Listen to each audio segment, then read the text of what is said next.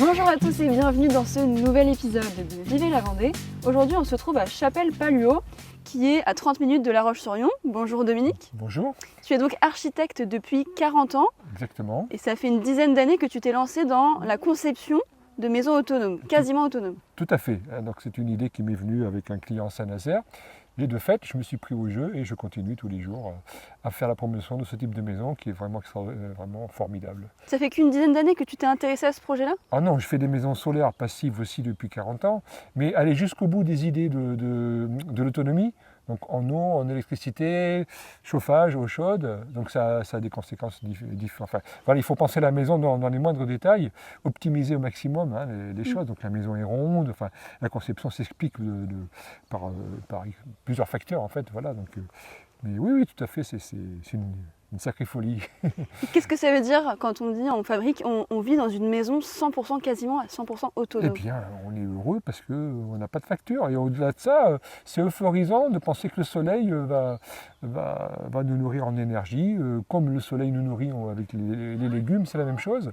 Donc en fait, voilà, c'est l'énergie solaire qui nous fait pousser, qui nous fait vivre. Et pour l'eau, ça se passe Et l'eau, comment ? eh bien, soit on la récupère dans une cuve, soit on fait un forage ou un puits.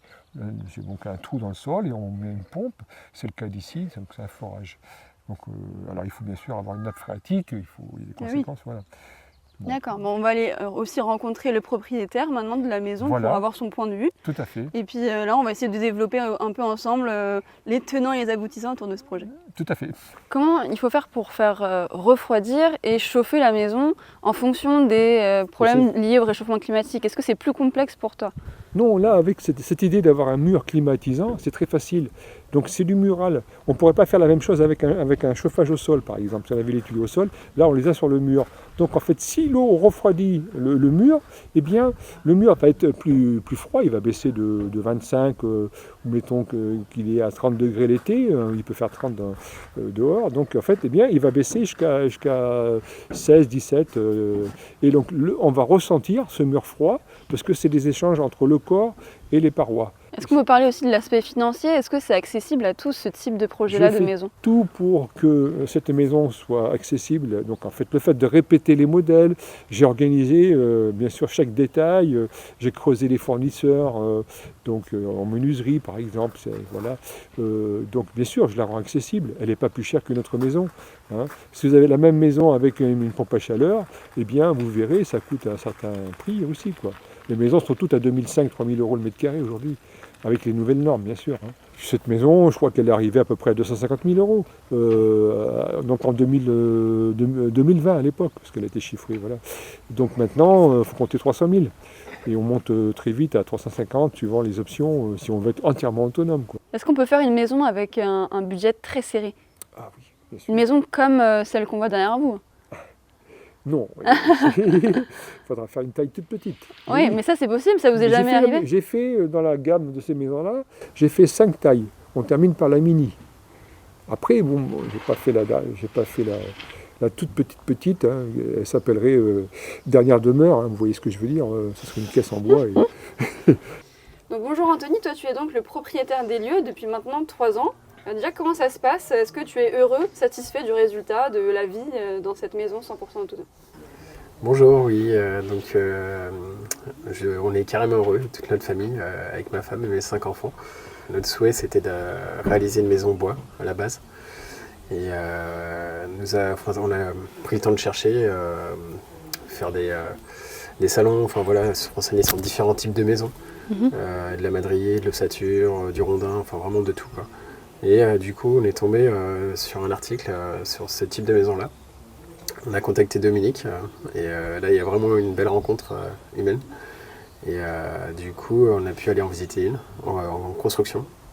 Et du coup, on a vraiment été conquis par cette maison, par les volumes, par la lumière, enfin voilà, tout l'ensemble, quoi. C'était chouette, quoi. Est-ce que le quotidien change beaucoup quand on vit dans une maison comme celle-ci ? Bah, complètement, on apprend à vivre vraiment avec ce que le soleil nous donne en fait. Donc les jours qui sont totalement couverts, brumeux ou pluvieux, bah, voilà, il faut soit tourner un petit peu le matin pour le groupe, une petite heure ou un peu moins, tout dépend, quoi. Et après le reste de la journée, bah, voilà, Si c'est un dimanche, on prend le temps de jouer avec les enfants à des jeux de société. Voilà, se retrouver entre nous, tout simplement, quoi. Et l'eau aussi, est-ce que quand il pleut plus, il y a plus d'eau pour toute la famille ou pas? Pour l'eau, on n'a pas été embêtés, même en pleine période estivale, même fin de saison, on a un puits, moi je vais puiser 46 mètres. Et là-dessus, l'eau, et on est sur de la roche granitique, donc elle est pure, elle est bonne, on la consomme, donc ça le fait. Et ça manque ça en France, des maisons comme celle-ci? Ah ben ça prend très bien, bien sûr. Moi, je connais pas d'équivalent aujourd'hui en France, même sur la Terre, je cherche au niveau de la toile, mais non, ma maison, franchement, j'ai une avance, et bien sûr, j'ai beaucoup de demandes, quoi, c'est évident. Et parmi les demandes, lesquelles vont être vraiment réalisées? Ah, puis toute demande est réalisable, il faut bien sûr avoir le financement de la banque, et comme aujourd'hui ça s'est réduit là, avec la hausse des taux. Voilà, les maisons bien sûr ont monté en prix, donc c'était une telle facilité. Maintenant j'arrive à dessiner dans la tête, je vois les formes dans ma tête, et le matin, tiens, je fais ça, hop, il n'y a pas de souci. Et donc comme on a fait toutes les formes possibles et imaginables, c'est un jeu. Et ça, c'est quand même c'est formidable, c'est un plaisir de créer. La création, moi franchement, s'il n'y a pas mieux, vivre en créant, enfin vivre de ses créations, c'est noble, c'est beau. Est-ce que tu peux nous parler un peu de tes projets? Je crois que tu veux ouvrir notamment une pièce annexe. Oui, j'aimerais bien, je souhaiterais réaliser un Zoom, et si je peux le réaliser par moi-même, par mes soins.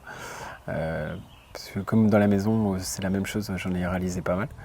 Et c'est un peu un défi aussi pour moi-même. Donc soit un Zoom, soit un dôme géodésique, pour ceux qui connaissent, mais je m'orienterai plus sur le Zoom. Donc ça me servirait de pièce annexe pour ma femme qui fait une formation de doula, soit pour faire des cercles de femmes, soit pour pièces de massage ou autre, détente, enfin voilà, pour du bien-être. Il y a aussi une journée porte ouverte que tu aimerais faire au printemps? Oui, j'aimerais, enfin voilà, j'ai déjà un petit listing de personnes qu'on a pu noter. Enfin voilà, on aimerait réaliser une porte ouverte au printemps, courant avril. On n'a pas défini de date encore. Donc voilà, s'il y a d'autres personnes qui sont intéressées, n'hésitez pas à me contacter. Et voilà, on essaiera de caler un moment, quoi. En tous les cas, j'espère que vous avez de nouvelles idées maintenant pour vos projets de maison ou de rénovation. Merci Anthony. Merci Anaïs, bonne journée.